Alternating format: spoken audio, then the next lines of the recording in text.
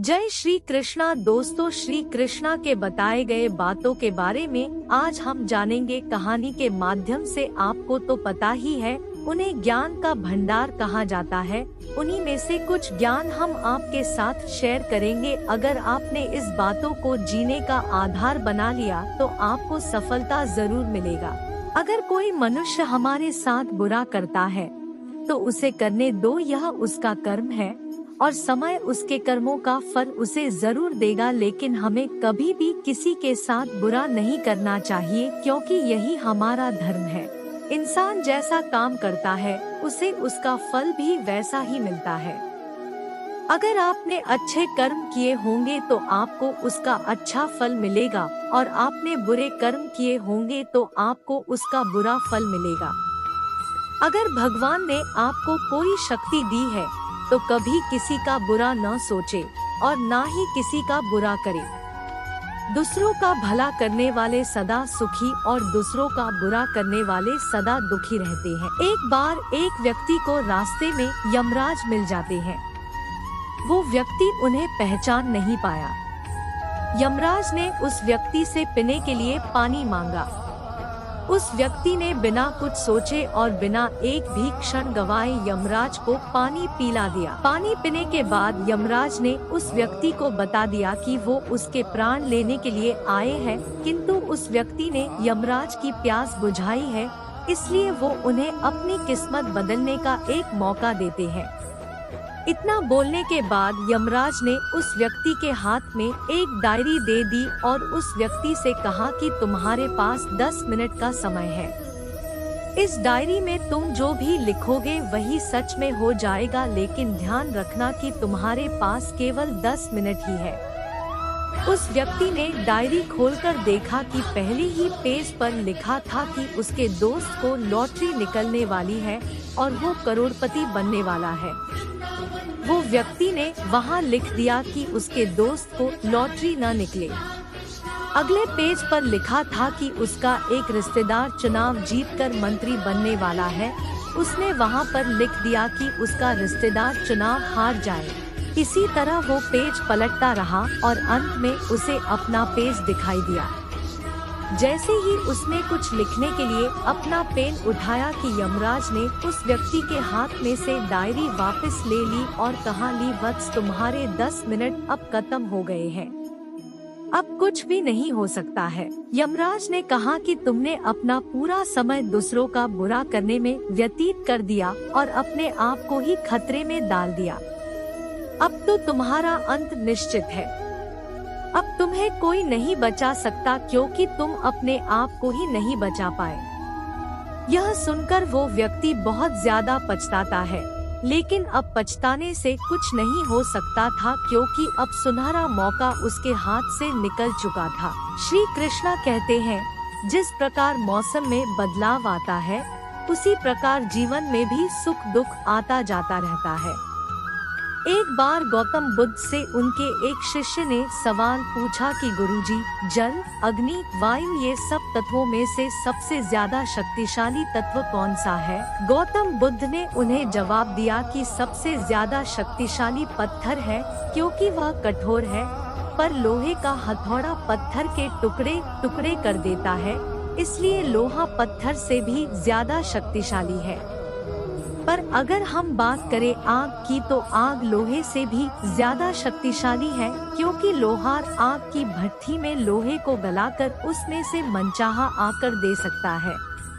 लेकिन आग चाहे कितनी भी भयानक क्यों न हो, पर जल में वो ताकत होती है कि वो आग को शांत कर देता है। इसलिए जल आग से भी ज्यादा शक्तिशाली है। लेकिन इस जल के बने हुए बादलों को वायु कहीं से कहीं उड़ाकर ले जाता है, इसलिए वायु जल से भी अधिक शक्तिशाली होता है। किंतु हमारी इच्छा शक्ति सबसे अधिक शक्तिशाली है, क्योंकि वो तो इन वायु की दिशा को भी मोड़ सकती है। इसलिए सबसे अधिक कोई तत्व शक्तिशाली है तो वो है हमारी इच्छा शक्ति। मनुष्य की इच्छा शक्ति से बलशाली तत्व और कोई नहीं हो सकता है। यदि हम कोई काम अपनी इच्छा से करें तो हमें सफल होने में कोई नहीं रोक सकता है।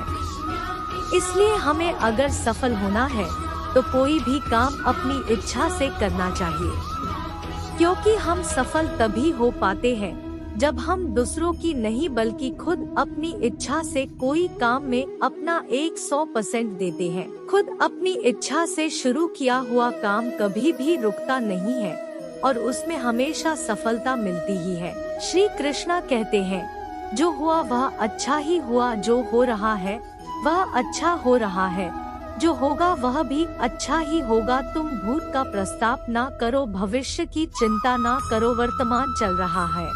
हर इंसान परिस्थितियों का गुलाम होता है, वो जिस परिस्थिति में रहता है वो उसी में ढल जाता है।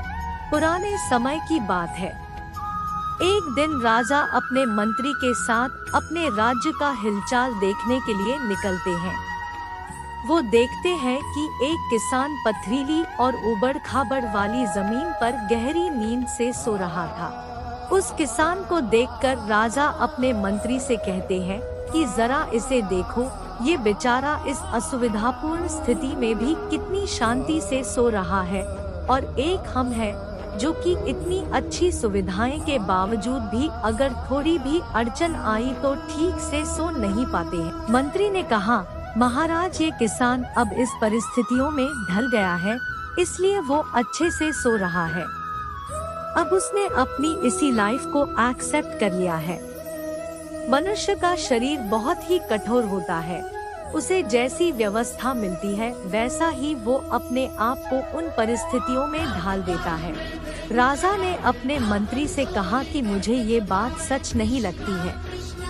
राजा ने कहा कि हमें इसकी परीक्षा लेनी होगी। उस किसान की परीक्षा लेने के लिए वो उसे अपने साथ राजमहल में ले जाते हैं। यहाँ पर राजमहल में उसके लिए हर तरह की सुख सुविधा की व्यवस्था की जाती है।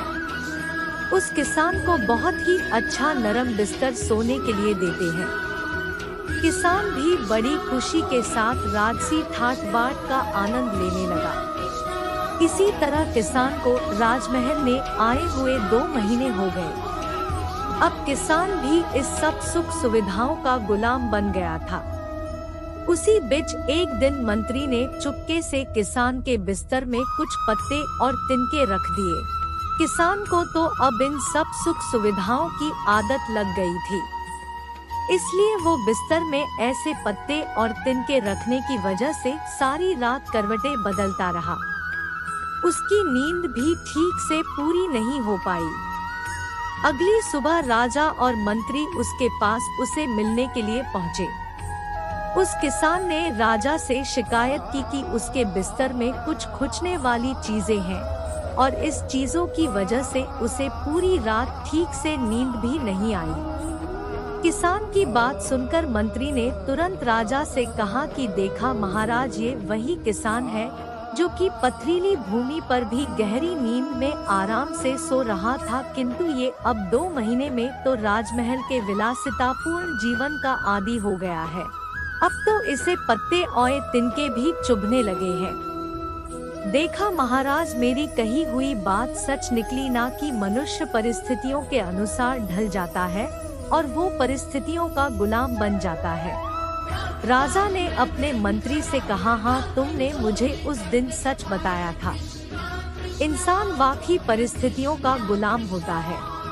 हमें अपने शरीर को ज्यादा सुख सुविधाओं का आदी नहीं बनाना चाहिए, क्योंकि हम वैसे ही बन जाते हैं जैसा हमने अपने आप को बनाया होता है। अगर हमें जरूरियात से ज्यादा सुख सुविधाएं मिल जाती है तो हम कभी भी उन सुख सुविधाएं वाली परिस्थितियों के बिना रह नहीं पाते हैं। भगवान श्री कृष्णा जी कहते हैं, एक बार माफ करके अच्छा बन जाओ, पर दोबारा उसी इंसान पर भरोसा करके बेवकूफ कभी ना बने।